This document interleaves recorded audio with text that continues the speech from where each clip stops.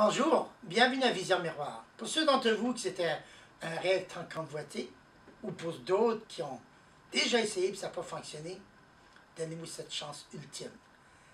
C'est une technique que j'ai mis au point il y a 24 ans passés et je vous jure, c'est tellement efficace. C'est sûr que ceux qui sont gauchers, vous allez me voir chez le droitier. Par contre, ceux qui sont droitiers, vous allez me voir chez le gaucher. Et c'est là que vous allez comprendre tout le sens de Vision Miroir. Et croyez-moi, c'est du nouveau comme jamais vous avez essayé. On ne perdra pas de temps avec ça. Ce que je vous demande, c'est de vous asseoir sur une chaise dure. Pas sur un sofa ou sur le bord d'un lit. Une chaise dure avec un petit appui-pied ou si vous n'avez rien, prenez-vous des livres, je ne sais pas, mais de sorte que votre genou soit plus élevé que votre bas de sang. Pas tellement, mais au moins environ un pouce minimum. Votre guitare, on l'avait entre les deux jambes comme ça. On l'avait pas comme ça. On l'a vu qu'à un certain degré, j'ai à peu près peut-être 20 degrés, 30 degrés. C'est pour vous donner plus de chance lorsque vous allez faire vos techniques de doigts. Et surtout quand on fait les accords barrés qu'on appelle, ou faire vos scales, vos solos, beaucoup plus pratique. Si vous regardez les joueurs de guitare classique, les guitares espagnoles, nommez-les, ils sont tous cette posture-là, puis c'est pas pour rien. C'est pas moi qui ai inventé ça. Alors, on ne perdra pas de temps. Trouvez-vous une place, un siège solide. Mettez votre genou et puis c'est avec le bassin pour relâcher la pression sur vos L4, 5 et 6 à l'arrière. Puis, lorsqu'on fait de la guitare, on ne devrait pas avoir mal à l'épaule ou mal au coude ou mal au poignet. Ça veut dire que notre posture n'est pas bonne. Alors, il faut faire très attention. On devrait être relax pour avoir du plaisir à apprendre. On commence par compter nos doigts. Doigt numéro 1, 2, le deuxième doigt, le troisième doigt, le quatrième doigt, le pouce. Pour ceux qui jouent du piano, je sais, ça va être mêlant, parce qu'au piano, le pouce, c'est le 1. Alors, oubliez ça, le 1, 2, 3, 4. Nous sommes 4 doigts sur le pied. La main gauche. La même chose pour la main droite. Maintenant, les cordes, on compte du bas. 1, 2, 3, 4, 5 et la 6. Les frettes, on compte du bout, jusqu'à notre pas. 1, 2, 3, 4, 5, ainsi de suite. Ici, quand vous avez vos doubles, juste avant la boîte de résonance, c'est votre 12e fret. C'est facile, double, c'est la 12e. OK? Bon, on va commencer tout de suite. On va aller mettre notre doigt numéro 1 sur la 3e corde dans la 2e fret. On va mettre le doigt numéro 2 sur la 1re corde de la 2e fret. Le doigt numéro 3 sur la 2e corde, 3e fret. Le pouce va aller serrer la 6e corde dans la 2e fret. Maintenant, je vais mettre une petite caméra, de sorte que vous pouvez voir exactement ce que je vais faire avec le pic. Puis, on va commencer notre technique. Serrer un peu, mais pas à serrer que ça vous en fait mal à trosser le doigt. Oui, ça va faire mal un peu, c'est normal. Puis le sang, là, il ne sera pas beau, il va être plutôt... Il va y avoir des petits prout-prout, des petits pic-pac. C'est normal, faites-vous-en pas. On n'est pas là pour le sang. Les prochaines semaines, cassez-vous pas la tête avec le sang, ça va tout venir en temps et lieu. Ce qu'on veut, avoir la bonne posture, avoir les doigts à la bonne place, pas les doigts couchés plates, là. On les veut carrés autant que possible, nos doigts, pour avoir un meilleur résonance, puis on va jouer toujours sur le bout de nos doigts, ce qu'on appelle les marteaux. OK? Alors, la D, c'est votre accord, la première corde, début avec. Puis quand vous la faites, dites-la ouvertement vocal.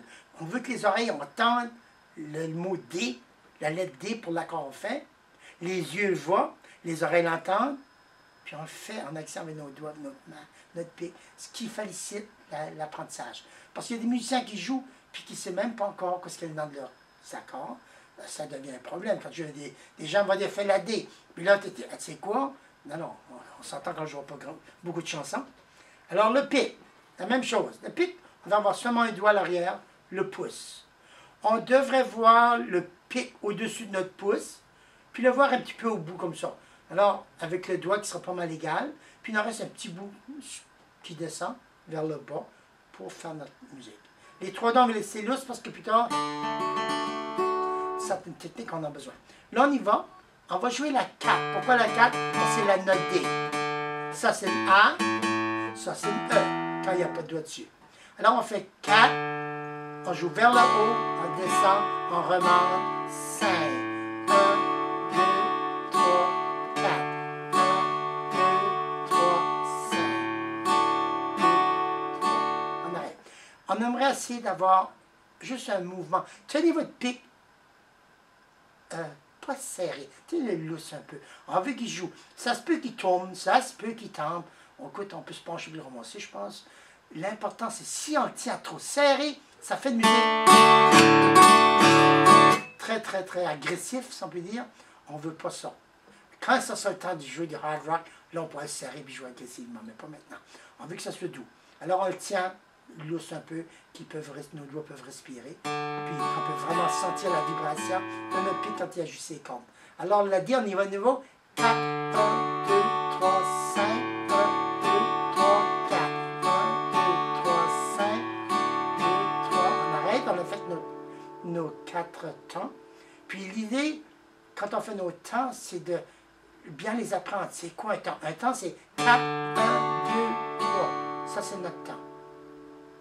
C'est pour ça qu'on finit, quand on fait le dernier, on finit en montant pour aller frapper la 5.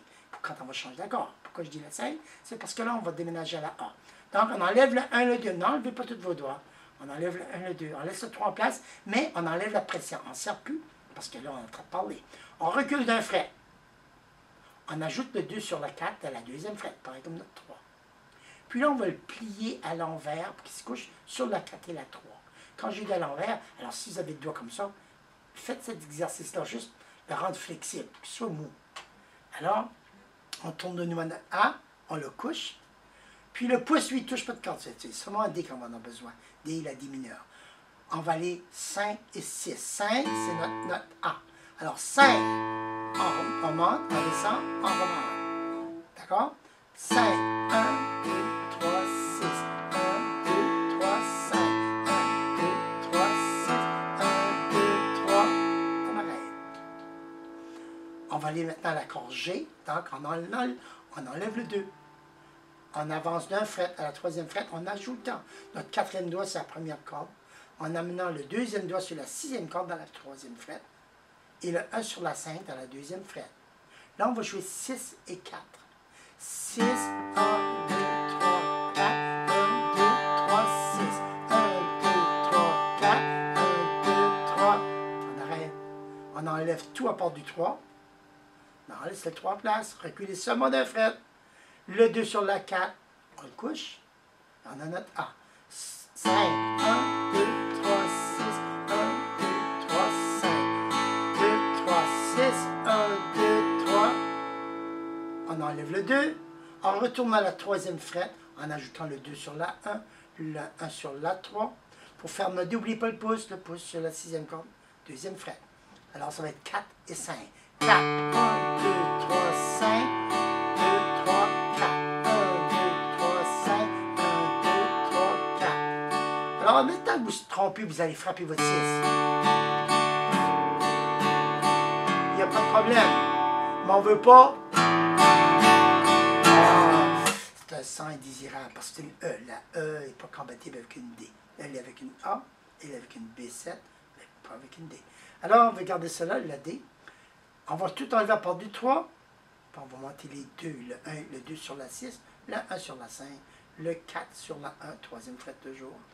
Puis on refait notre G, 6, 4, 6, 1, 2, 3, 4, 2, 3, 6, 1, 2, 3, 4, 1, 2, 3, et on revient à la D. En enlevant, faites le mouvement, on dirait que le poignet revient à droite. Il est cassé quand on va en G. Je ne sais pas si vous remarquez. Gardez votre poignet quand vous êtes en D et que vous montez en G. Alors, ce qui est important, vous pourriez faire aussi, c'est juste préparer des mouvements comme ça avant, quand vous débutez votre pratique. Fait que vous allez pogner cette flexibilité, la dextérité de vos doigts, c'est tellement important. Là, on en va en D. On va faire notre 4-5 pour terminer. 4, 2, 3, 5, 1, 2, 3, 4, 1, 2, 3, 5, 1, 2, 3. Là, on a terminé ce qu'il y avait à faire avec le B. Donc, on a pris la D, la A, la G, la A, la D, la G et D.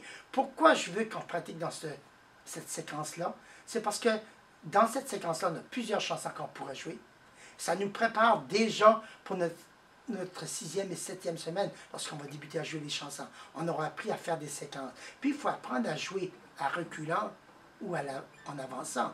Il faut être capable. C'est un peu comme conduire une voiture, tu ne peux pas seulement aller de l'avant, il faut que tu recules quelque temps. Alors, à la musique, c'est la même chose. On veut se préparer, puis on va être prêt, on va être flexible à la guitare, on va se préparer, puis on va être prêt, on va être flexible à la guitare, on va être prêt à avoir... Puis pourquoi on glisse un doigt? On pourrait toutes les enlever par les là. Ce qu'on va perdre, c'est la précision. Puis si on perd la précision, alors ça se peut que le 2 ne tombe pas à sa place, puis là, ça va vraiment sonner mal. Alors, on a un pied à terre. Alors, c'est comme sauter à la perche. Quand la perche touche le sol, c'est le pivot pour déménager au-dessus de la barre. Alors, nous autres, c'est notre pivot pour aller d'un accord à l'autre. Et il va en avoir d'autres comme ça, dans d'autres séances, dans d'autres séquences, excusez. Alors, il faut être prêt. Si on apprend cette routine-là, glisser de notre 3, ça va aller beaucoup plus vite dans l'apprentissage, ça va être beaucoup plus facile, beaucoup plus précis. OK?